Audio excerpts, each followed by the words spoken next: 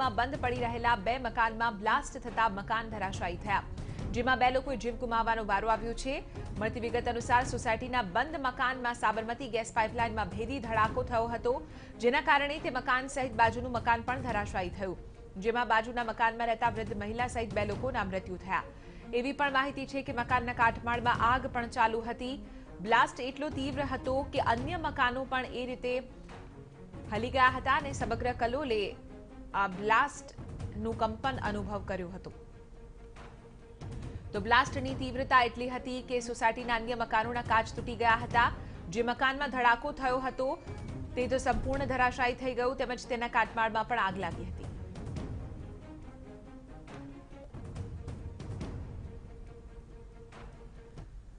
તો કલોલની સોસાયટીમાં ભેદી બ્લાસ્ટના મામલે સોસાયટીની કાયદેસરતા ઉપર સવાલ ઉઠ્યા છે। સોસાયટી જીડીસીઆરના નિયમ મુજબ બની છે કે નહીં તે દિશામાં તપાસ થશે। પ્લાન મુજબ સોસાયટી બનાવાઈ છે કે નહીં તેની તપાસ કરવામાં આવશે। રેન્જ આઈજીએ તપાસ કરવાના આદેશ આપ્યા છે। સોસાયટી વિસ્તારમાંથી પસાર થાય છે ઓએનજીસીની પાઇપલાઇન અને તેના ઉપર રહેણાંક વિસ્તાર છે, જે ખૂબ જ મોટી બેદરકારી કહી શકાય।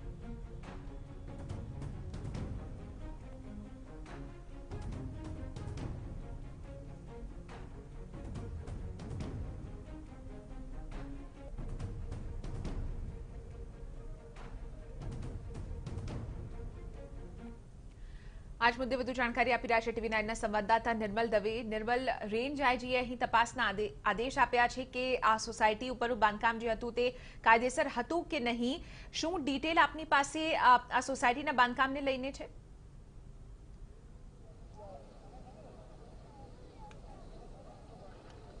અત્યારે જે રીતે જાણકારી પ્રાપ્ત થઈ રહી છે તે પ્રમાણે જે સોસાયટી વિસ્તાર અત્યારે કલોલમાં બનેલો છે અને જે આ ઘટના બની છે તે વિસ્તાર ઓરડાની અંડરમાં આવે છે, તે પ્રકારની જાણકારી મળી રહી છે। શક્યતા હજી એ તપાસ પણ ચાલુ છે કે આ ઓરડામાં જ આવે છે કે પછી ગુડામાં લાગે છે, તે અંગેની તપાસ પણ ચાલી રહી છે। પરંતુ સમગ્ર મામલે ઘટના સ્થળ પર રેન્જ આઈજી પહોંચ્યા અને આખી એ ઘટનાની જાણકારી તેમના દ્વારા મેળવવામાં આવી। ઘટનાની જાણકારી મેળવ્યા બાદ તેમણે મીડિયા સમક્ષ નિવેદન પણ કર્યું છે અને સમગ્ર મામલે તપાસ ચાલી રહી છે તે પ્રકારની પણ તેમણે વાતચીત કરી રહી છે। તે પ્રકારની તેમની જ્યારે વાતચીત કરી છે અને ત્યારબાદ તેમની સાથે જ્યારે ચર્ચા કરવામાં આવી ત્યારે તેવા સંજોગોમાં આ સમગ્ર ઘટના મામલે બિલકુલ ઊંડી તપાસ કરવામાં આવશે તે અંગેના આદેશ તેમના દ્વારા પોલીસ વિભાગને કરવામાં આવ્યા છે। તે પ્રકારની જાણકારી અત્યારે પ્રાપ્ત થઈ છે। અત્યારે કલોલ વિસ્તારની જો વાત કરવામાં આવું તો જે વિસ્તાર છે અને તે વિસ્તાર પૈકીનો 70 થી 80% જેટલો વિસ્તાર ગેરકાયદેસર રીતે બનાવવામાં આવ્યો છે, અથવા તો એને એનઓસી કર્યા વગર અથવા તો પછી બીયુ પરમિશન વગર બનાવવામાં આવ્યો છે। તે પ્રકારની અહીં સ્થાનિક ધારાસભ્ય બળદેવજી ઠાકોર દ્વારા અનેક વખત રજૂઆત કરવામાં આવી છે। જે ઘટના બની છે તે ઘટનામાં સ્વાભાવિકપણે અત્યારે 2 લોકોના મૃત્યુ નિપજ્યા છે। એક વ્યક્તિ હજુ પણ ઘાયલ છે, જે જીવન મરણ વચ્ચે ઝોલા ખાઈ રહ્યો છે। તેવા સંજોગોમાં પોલીસની તપાસ મહત્વપૂર્ણ રહેશે કે આખરે આ સોસાયટીની કાયદેસરતા છે કે કેમ।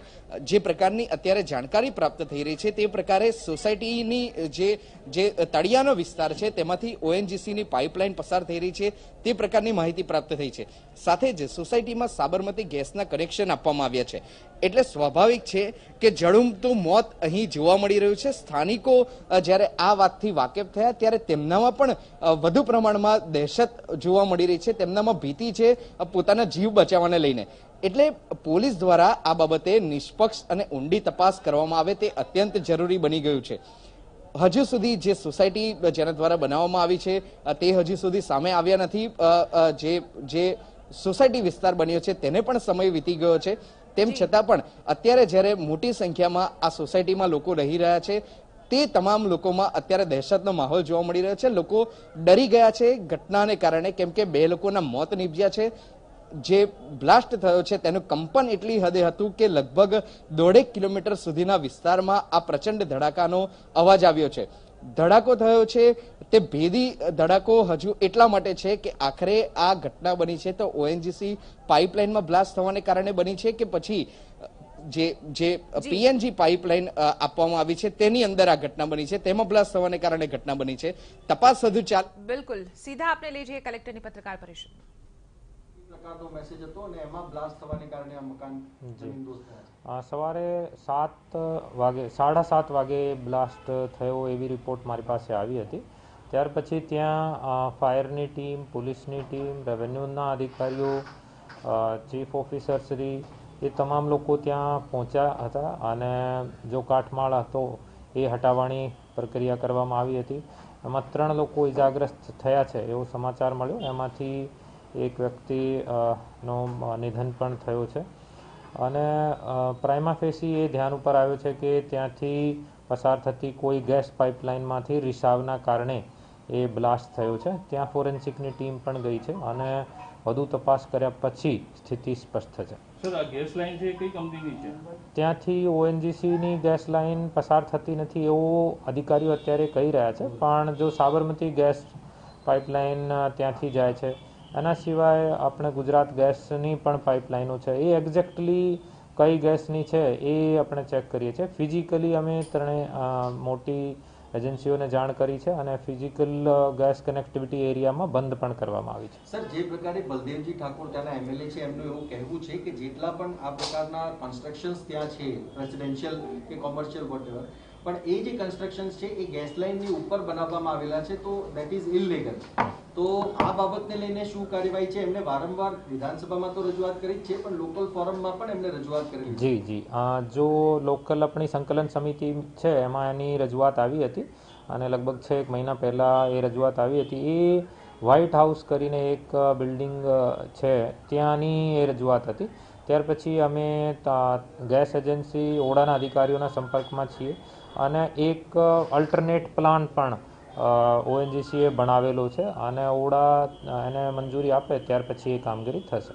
તો સર, આમાં કોઈ ઇન્ક્વાયરી થશે કે કેમ? કારણ કે જો આ ઇલીગલ હશે તો કેવી રીતે ઇન્ક્વાયરી થશે અને કેવી રીતે? જી, અત્યારે એક ઇન્સિડન્ટ પ્રાઇમા ફેસી અમે એના પાસેથી માંગ્યો છે. એ અમે તાત્કાલિક કોઈ પણ એવી ઘટના બને તો આપણે હાયર ઓથોરિટીઝને ઇન્સિડન્ટ રિપોર્ટ મોકલીએ છીએ અને વધુ તપાસ કરીને કોણની નિષ્કાળજી અથવા તો કોઈની ગેરરીતિના કારણે એવું બન્યું છે એ તપાસ કરવામાં આવશે. ત્યાર પછી એક્શન. અચ્છા, બલદેવજી ઠાકોર દ્વારા જે રજૂઆત કરવામાં આવી હતી કેટલા સમય પહેલા આવી હતી અને આ જે રજૂઆત છે રજૂઆતમાં કોઈ એક્શન લેવાયા હતા ખરા કે? હા, એ મેં આપને જણાવ્યું કે લગભગ 5-6 મહિના પહેલાં એ રજૂઆત હતી અને ત્યાર પછી અમે જો પર્ટિક્યુલર સોસાયટી છે ત્યાં લોકલ પ્રાંત અધિકારીને તપાસ આપી હતી અને ઓડાના સંપર્કમાં અમે છીએ. એક બાજુના પ્લોટમાંથી અલ્ટરનેટ રૂટ માટે ONGCએ પરવાનગી પણ માંગી છે અને કામગીરી કરવામાં આવશે. સર, સંકલન સમિતિમાં ચર્ચા થઈ હતી કે આ જે સ્થળ છે ત્યાં 80% મકાનો ગેરકાયદેસર બાંધકામ છે,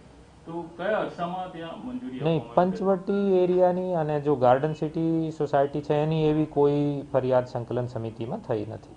સર, જે આ રેસિડેન્શિયલ એરિયા છે જ્યાંથી આ ગેસ પાઇપલાઇન જાય છે, તો એ લોકોને અત્યારે વેકેન્ટ કરવા માટેની કોઈ સૂચના કે કોઈ પ્રકારનું આપવામાં આવ્યું છે? કારણ કે એના પછી પણ બ્લાસ્ટ થયા અત્યારે ત્યાં ગેસ સપ્લાય બંધ કરવામાં આવી છે. ત્યાં પ્રાંત અધિકારી મોજૂદ છે. હું પણ ત્યાંની મુલાકાત લઈને જો ઘટતો થશે એ કરીશું. અત્યારે જો આજુબાજુના લોકો છે એ સુઓ મોટો ત્યાંથી બહાર ગયા છે, પણ જો રિસાવ હતો એ મેઇનલી આ જ મકાનમાં હતો જ્યાં એ વિસ્ફોટ થયો છે.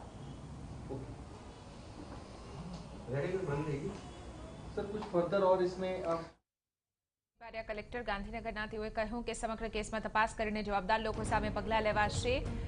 આપને જણાવી દઈએ કે હાલ ગેસ સપ્લાય જે છે ત્યાં બંધ કરવામાં આવ્યો છે. સમગ્ર કેસમાં તપાસ કરીને જવાબદાર લોકો સામે પગલાં લેવામાં આવશે તેમ કલેક્ટરે કહ્યું. સ્થાનિક ધારાસભ્યે 5 થી 6 મહિના પહેલા સમગ્ર મામલે રજૂઆત કરી હતી, પણ તે અન્ય સોસાયટીની હતી. હાલ ગેસ સપ્લાય બંધ કરી દેવામાં આવ્યો છે જેથી કરીને વધુ જે રિસાવ છે તે ન થાય.